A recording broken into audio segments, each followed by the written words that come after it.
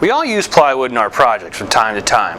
It's got some great advantages. It's stable, it's easy to work with, and readily available. One of the disadvantages, though, is that ugly edge.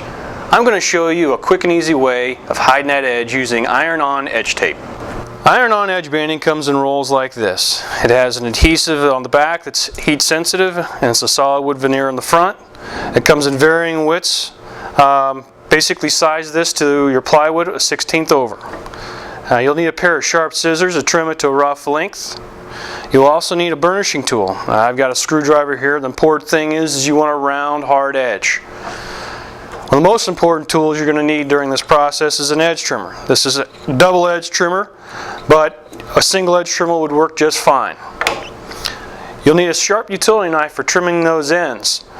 Make sure you have a brand new blade in there. And if you want to upgrade for those ends, they have this tool that's just like a guillotine, cuts square on the ends. It's a nice tool to have. And then finally, a household iron. This is your basic set of tools. Before we get started, obviously, we need our iron really hot. I use a cotton setting, and make sure you have no steam. Okay, I'm going to come over here, I'm going to take my edge banding, and what you want to do is you want to get a length of edge banding that's approximately 1 inch longer than the stock that you're going to edge band.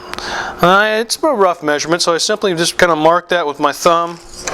Come over here with my scissors that are nice and sharp.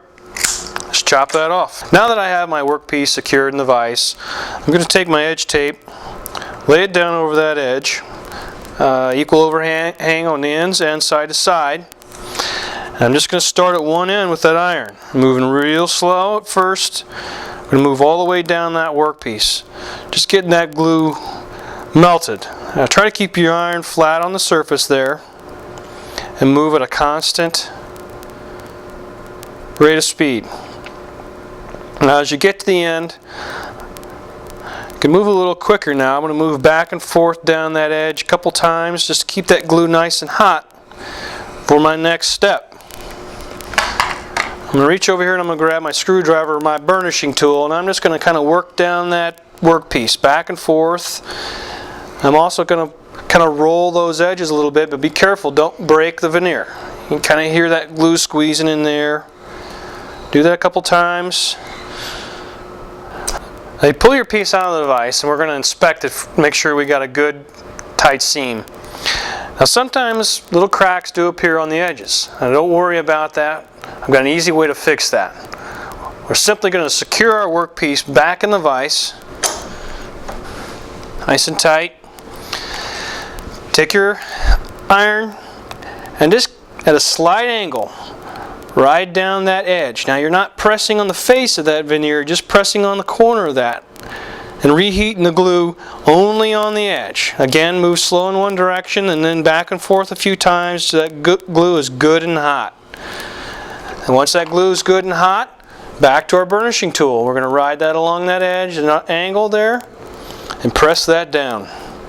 Okay, you want to let that glue cool down a little bit after you get done with the ironing. Now this is cooled down for about 5-10 minutes, so now it's nice and hard, good setup. So what we're going to do first is trim the ends. I'm going to use my utility knife with a nice sharp blade. With that blade up against the edge of the plywood, I'm just going to make a few scoring cuts across the bottom of that. Keep it nice and tight there. And after you've scored that several times, you can simply lift that piece up and snap that right off. Now you may need to sand that perfectly flush with a sanding block, but this is a good way to trim the ends.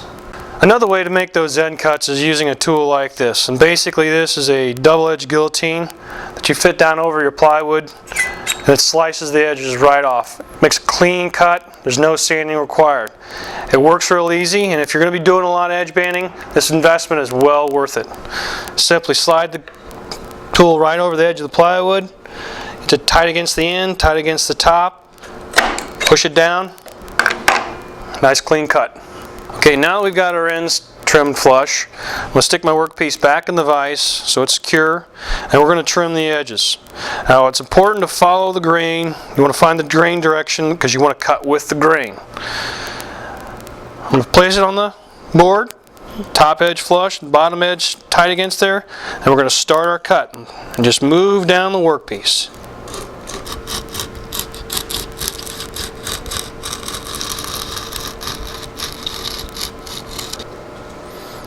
Okay, with that side cut, I'm going to remove the workpiece, turn it around and cut the other side. The reason I'm doing one side at a time as opposed to doing double edges is because of grain orientation. These tools don't work that good cutting against the grain. You get a lot of chip out and tear out with wood. So I'm just going to cut the other side.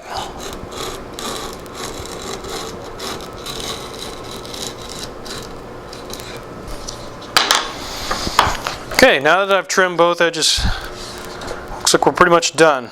Last step we're going to do is do a light sanding.